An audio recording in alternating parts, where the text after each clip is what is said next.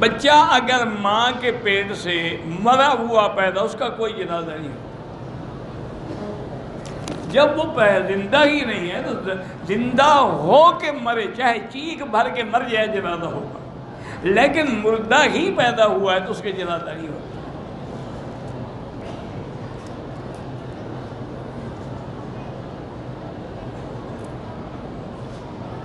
میں مسجد میں جاتا ہوں تو میرے پاس ٹائم کم ہوتا ہے، جماعت ہو جاتی ہے تو میں مسجد کی 2 رکعت پڑھوں کہ سنت افضل ہے۔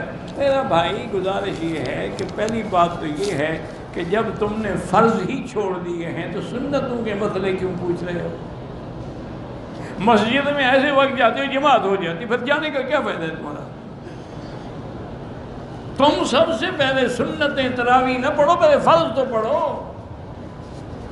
باقی اگر وقت ہو تو تحیۃ المسجد پڑھ سکتے ہو، ورنہ جو نماز سے پہلے ہم سنت پڑھیں گے تحیہ بھی اسی میں آ جاتی ہے۔